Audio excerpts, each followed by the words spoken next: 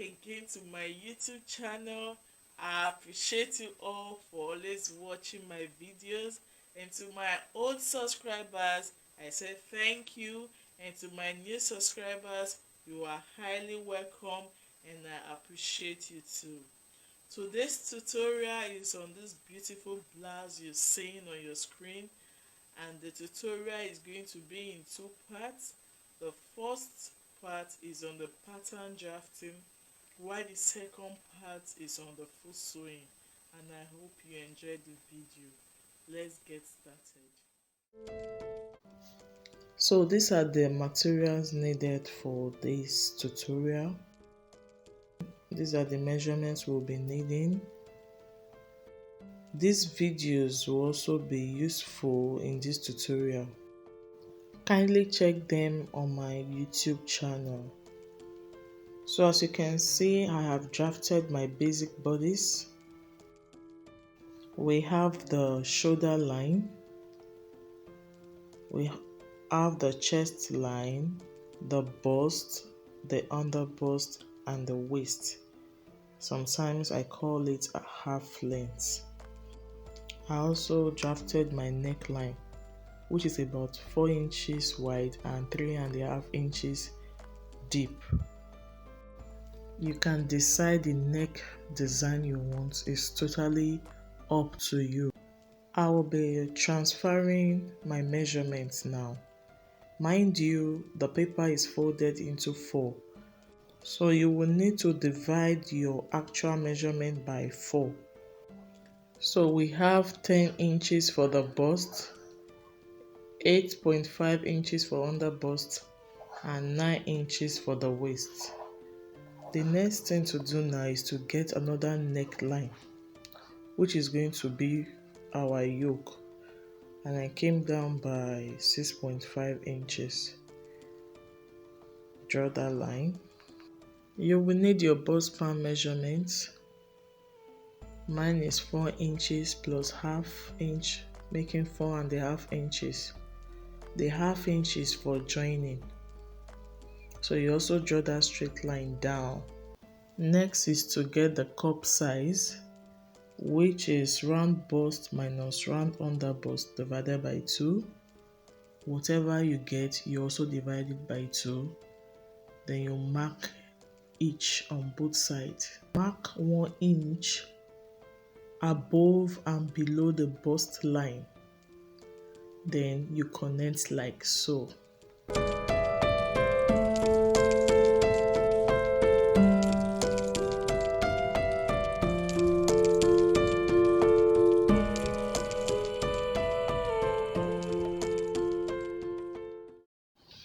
To get a good fitting on your bust area, take 1 inch on both sides as I have shown. It varies for different busts. So after you have marked those points, just connect with your armhole ruler to give you that curve. Try to blend any sharp edge.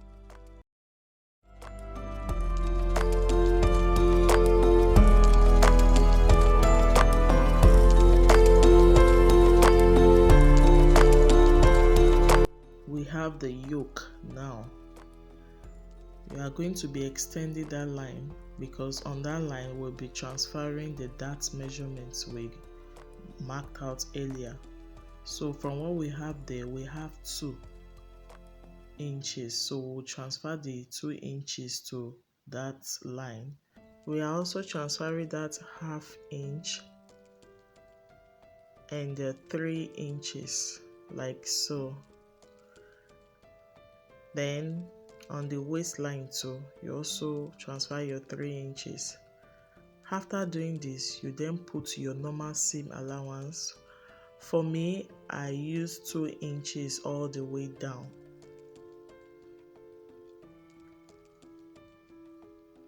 Then you connect.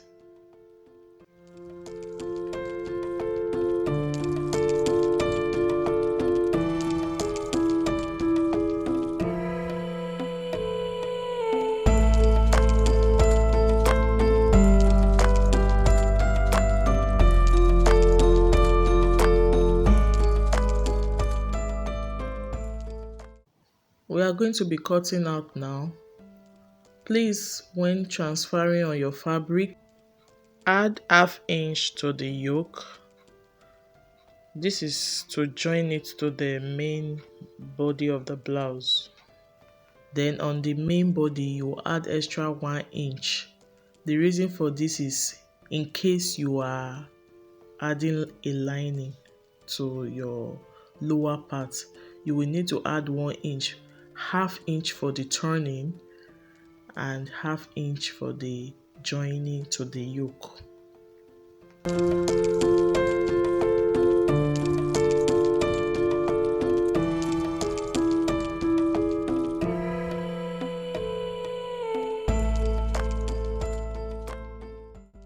This is what we have at the end of the day. We have the center part and the 2 sides and the yoke as well.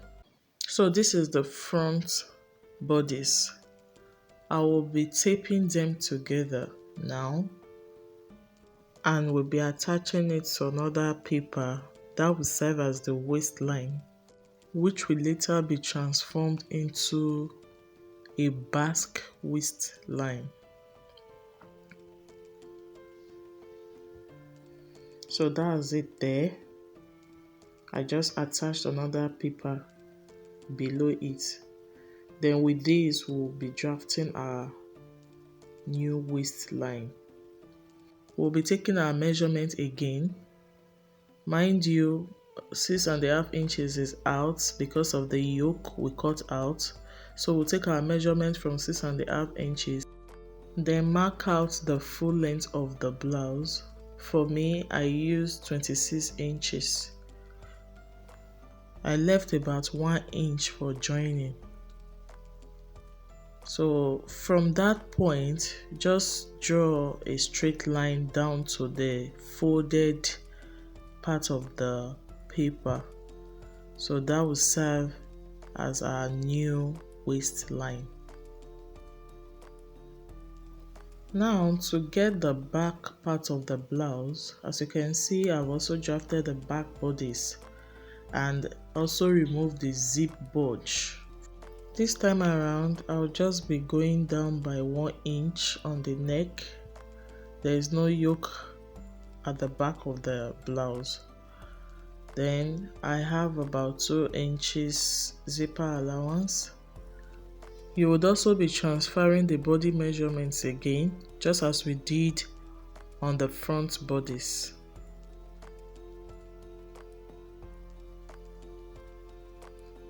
Take note of the armhole. If you check how to draft the basic sleeve, you will notice that the back armhole is different from the front armhole. I have just transferred the bust span measurement, which is 4.5 inches all the way down. The dart at the back is different from the dart at the front.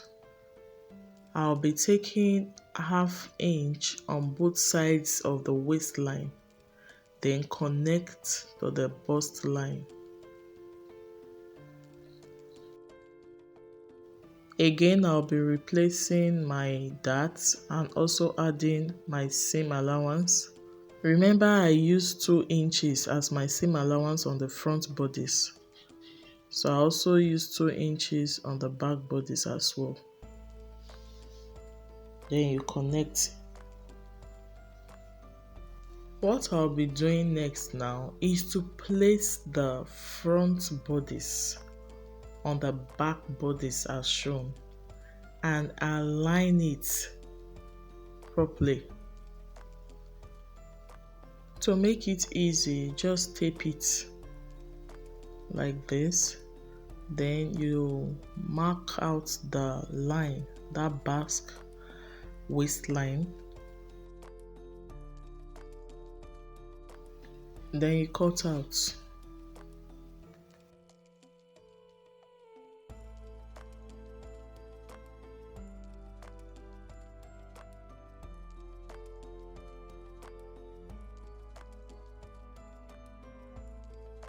This is what you would have Now I want to cut out the darts, but for me to be able to do that, I have to cut out that waistline, then cut out the darts as shown.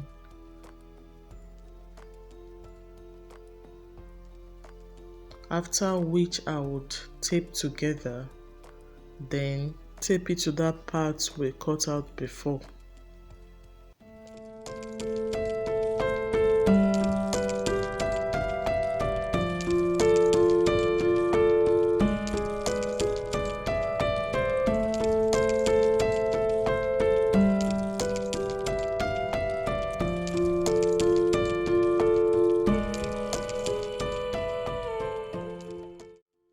You can then trim off any excess.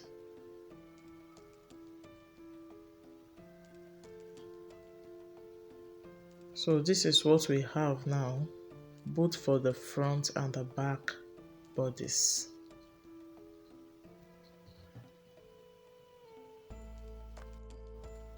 Now I placed each pattern on my fabric and lining and cut out. As you can see the extra fabric there. That's for the joining. Then this for the basque waist, which I have also cut. Then this for the top part, which I have also cut out. Also notch that part, that's for the zipper.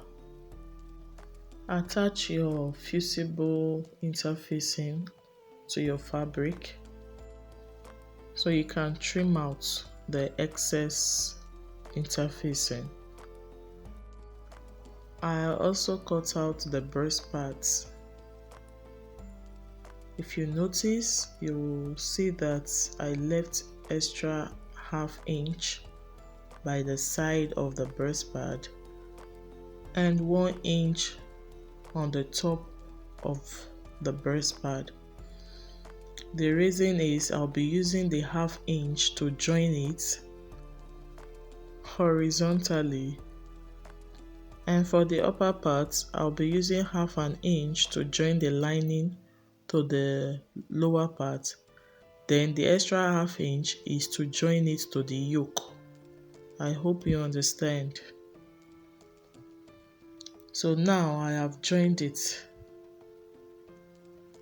Try as much as possible to notch the bust area so that it will stretch out. Then I've also sewn my lining too, and the yoke as well, but I doubled the yoke part. I needed something a little thick. I stitched the lower part and the upper part.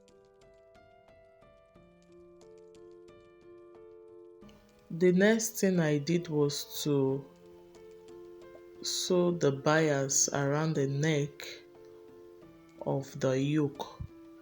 I showed this part for the benefit of those that don't know how to attach bias to the neck of a dress. So you first of all sew it this way, then later you turn it to sew again. So when I was done doing that, I folded the yoke into two to get the midpoint. I did the same to the lower part of the blouse. So it is from those markings that you will sew the two together. If you are coming across this channel for the first time, please subscribe and put on your post notification bell to enable you get notified whenever I upload new videos. Please like, comment, and share my videos. See you next time, and bye.